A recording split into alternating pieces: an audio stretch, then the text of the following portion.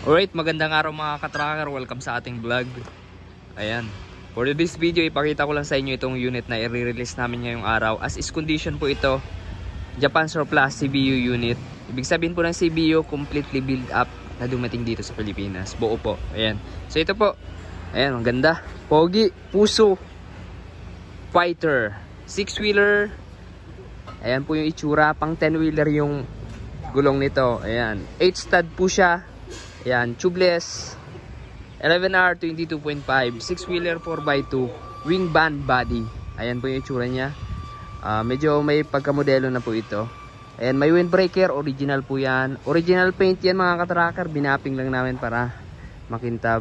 Pinupunasan ng aming pintor. Ayan po yung itsura niya, oh. Solid yan mga katracker. Ito yung mga karaniwang hinahanap talaga ng magta-tracking. Yun nga lang, sa amin, bihira ng ganito. Ayan, naka-lip spring suspension, harap likod. Ang makina po nito ay tingnan natin. Hindi ko kabisado yung ano nito mga katracker, yung makina.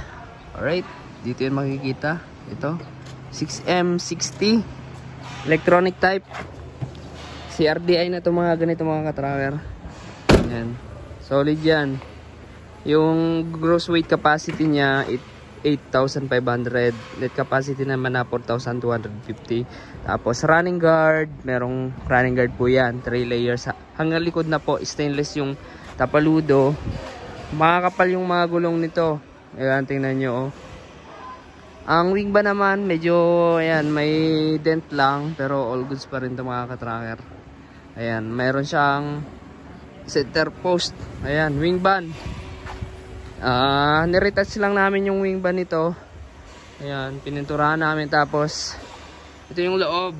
Pakita ko sa inyo yung loob ng wing band natin. Ayan, para makita nyo. Buksan natin. Ayan po yung tsura nya. Nilagyan rin namin ng panel. Pinalitan namin yung mga plywood nito kasi may sira. Pinalitan namin. Ito na yung itsura nya, bago na. Tapos plywood flooring. Ayan, pang 10-wheeler na rin yung taillight nito mga katracker. Complete electrical lights and accessories. Kahit as is condition dito mga katracker, condition pa rin yung truck na ibibigay sa inyo. Ayan, ang kagandahan dito. Ayan. Tapos, brand new battery din. And then, ayan, may kasamang tools. Medyo mahirap lang ilak. Hirapan tayo. Ayan. Solid. Ayan po. Yung chassis nito, ayan, solid chassis. Maganda yung chassis niya. Ayan. Itong wing ba na to, hindi to orig dito sa body. Sa ano niya, unit. Tapos maxi type na rin, air brake. Malaki yung tangke. Panda rin natin para makita nyo. Ito yung loob. Ayan. Ayan po yung loob. Panda rin natin. Sana umaandar. Medyo natagalan yung matambay sa labas. Nako. Walang krudo. Ay tayo dyan. Bumaba yung krudo. Tumagal kasi ito sa labas eh. 6-speed manual transmission po siya. Ayan, pacheck ko muna to sa ating mekaniko. Ayan, paidawin muna natin. Ayan, gumagana pati wiper blades. Maganda pa. Tapos yung wiper washer. Buksan natin mga ilaw para makita nyo. Radyo. Parang hindi gumagana yung radyo. Ayan, gumagana yung tilting ng side mirror. Cute ng busina. Ang tinakbo nito ay ayan. Ano ba tinakbo nito? Medyo malabo, hindi ko makita. Mga katracker, malabo siya. Ayan. Power window na rin. Fuso fighter. Ayan po yung itsura. Ang ganda yung under naman, oh. Medyo hard start lang kanina. Ayan, pag-lamp. Hindi pala nabuksan yung pag-lamp.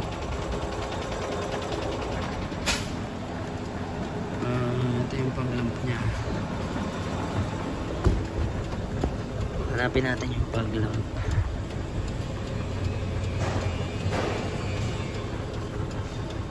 Kung mapakita yung pag-lamp nito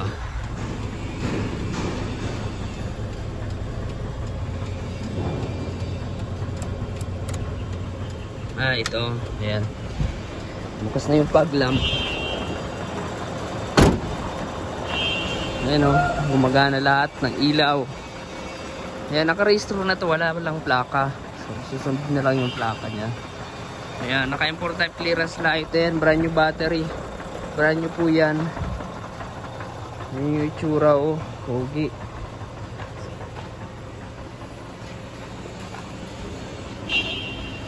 Yan, nilalabas na to. Ano paso yun ng wing van? Buksan natin. Ayan, buksan natin yung wing van.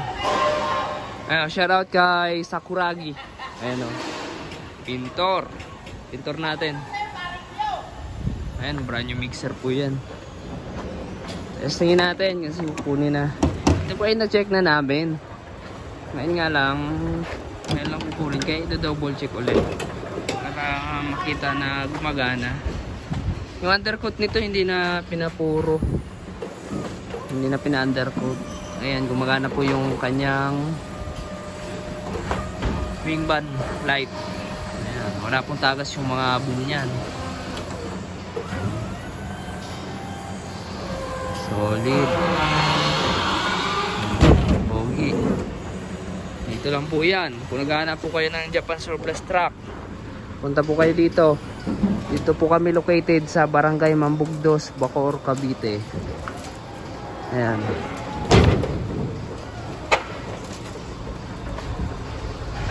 Barangay Mambugdos, Bacoor, Cavite. Calipil Marketing Corporation.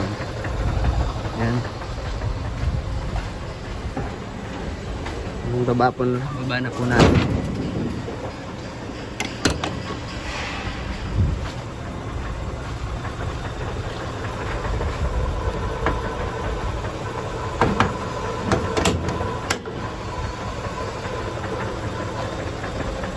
Ayan, pakita ko sa inyo yung makina. Para makita nyo yung makina.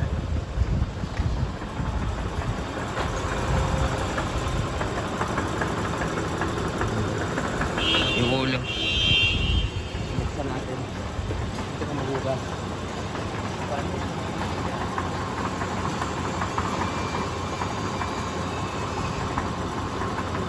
Ayan, di ba? Ang ganitong truck mga ka-tracker, medyo abutin to ng 1.7, ganyan, 1.6. Ganitong presyo, ganitong unit. Ayan.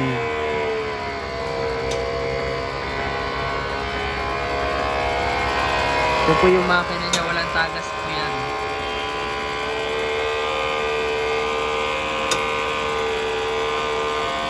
Ayun, parang bago. Ito yung itsura ng unit na 6M60. Ayan, CRDI.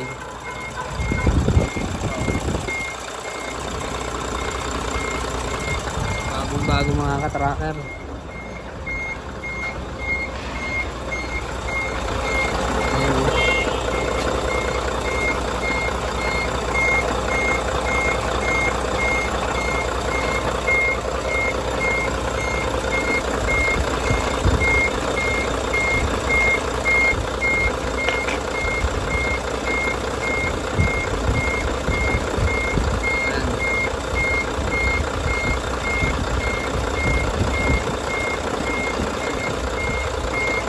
Talsik pero issue lang yan.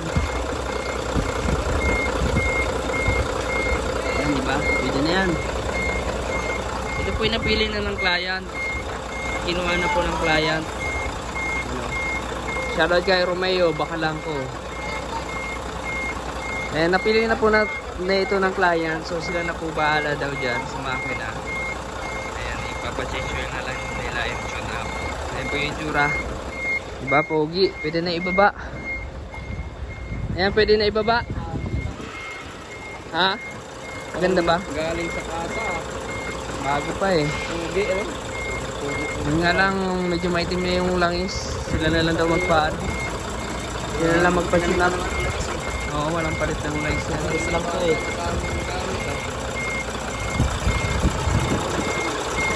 Hindi pa nga eh. Tignan mo yung tubig kung meron laman. Nandun. Tahimik yung andar nito eh. Ayun, may inspector dito.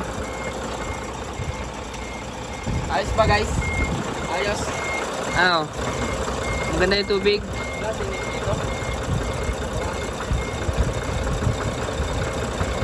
Okay naman. Ayan, maganda pa daw. Ayan mga ka-tracker.